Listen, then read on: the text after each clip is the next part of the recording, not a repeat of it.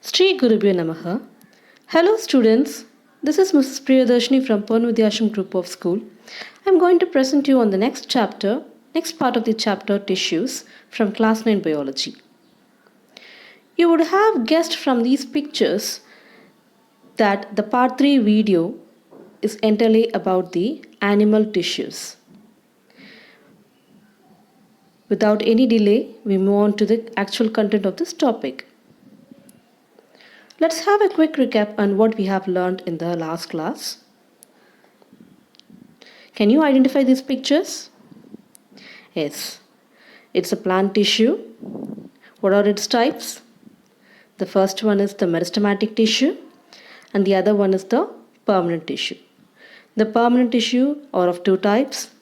One is the simple permanent tissue, which are further classified as parenchyma, collenchyma and sclerenchyma. The other type of permanent tissue is the complex permanent tissue, example xylem and phloem. Yes, let's move on to the actual content of the topic.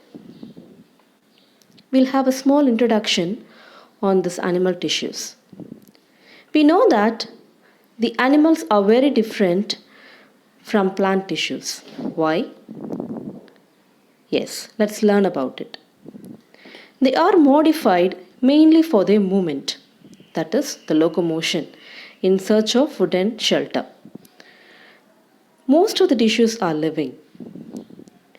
The structural organization of the organs and the organ system is far more specialized and localized in animals than of the plants. From the picture, you can very well see that the animal tissues are far more complicated. Example, in case of breathing, not only the lung tissues are involved, but also many associated tissues like muscles, blood tissues, blood vessels are also involved. Now, let's learn the different types of animal tissues that actually coordinate a particular organism. The animal tissues are classified into 4 basic types based on their functions. The first one is epithelial tissues, second one is connective tissues, the third type is muscular tissues, and the fourth is nervous tissue. Let's learn in detail. Can you see a flowchart? It is a detailed classification of the animal tissues. Here you can see the 4 main types: the epithelial, the connective, the muscular, and the nervous tissue. In this video, we are going to learn only about the epithelial cells and its various classification, various types. The other types of tissues we will learn in the upcoming videos. Epithelial tissues. What are epithelial tissues? Epi means outer, thelial means layer of cells. They are actually the protective layer of cells which helps in protective function.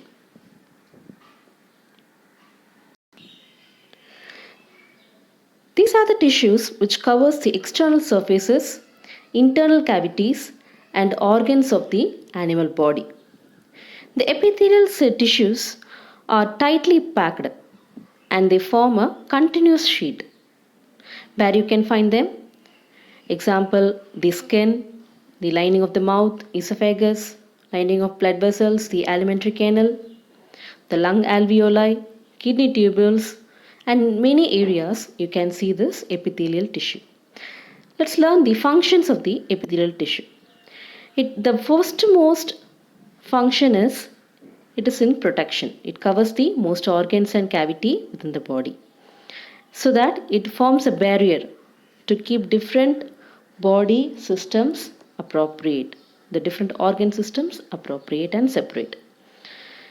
The most important function is they involve in the permeability of the cells of various substances, that is in regulating the exchange of materials between the one part of the body to the other part of the body and from the body and the external environment. Let's learn the different types of epithelial tissues. Based on their structure and the function and the place where they are seen, they are classified into the following types. One is the squamous epithelium cells, tissues, the columnar epithelium, ciliated epithelium, cuboidal epithelium, and the glandular epithelium. Let's learn them one by one in detail. First, we learn about the squamous epithelial cells. There are of two types. One is the simple squamous and the stratified squamous. First, the simple squamous epithelial. They are simple, flat, and extremely thin layer of cells. They are single. Where they are found? They are found in the lining of the blood vessels, lung alveoli, where the transportation or the exchange of substances like oxygen and carbon dioxide takes place very easily, as of the lungs. They are also found in the lining of the mouth and esophagus. Can you see the picture? The picture shows a single extremely thin layer of cell.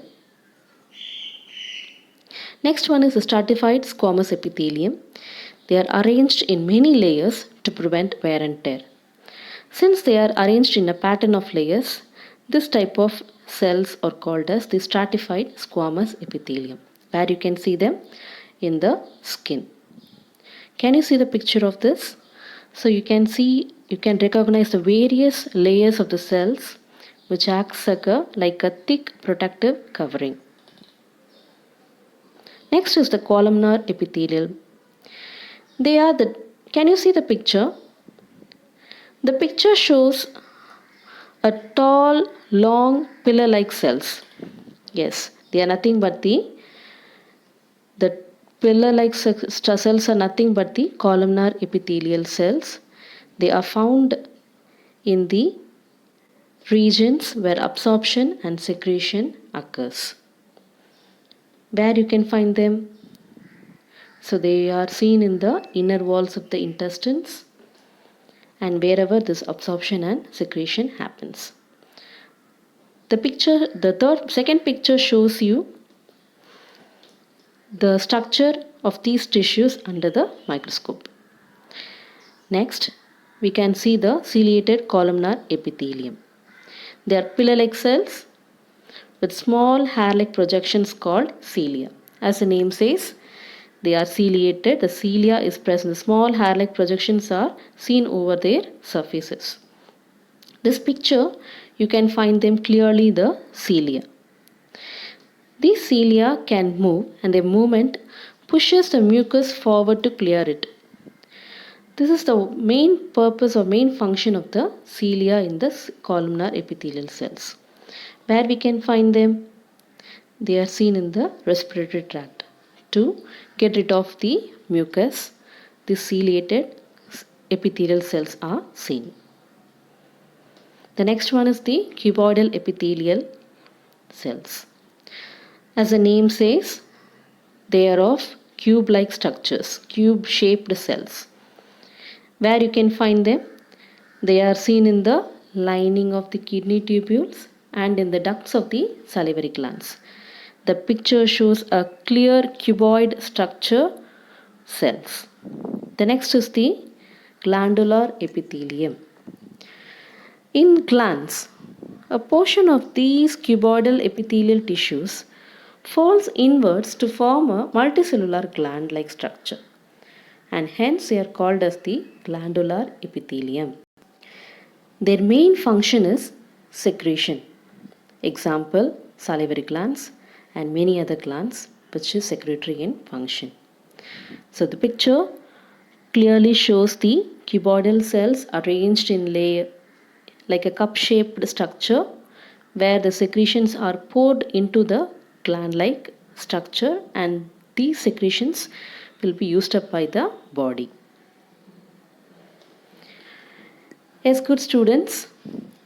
Now we have completed the epithelial tissues. In the next session, we will learn about the connective tissues, muscular tissues, and nervous tissues. I hope all have understood about the epithelial tissues in detail. Thank you so much, students.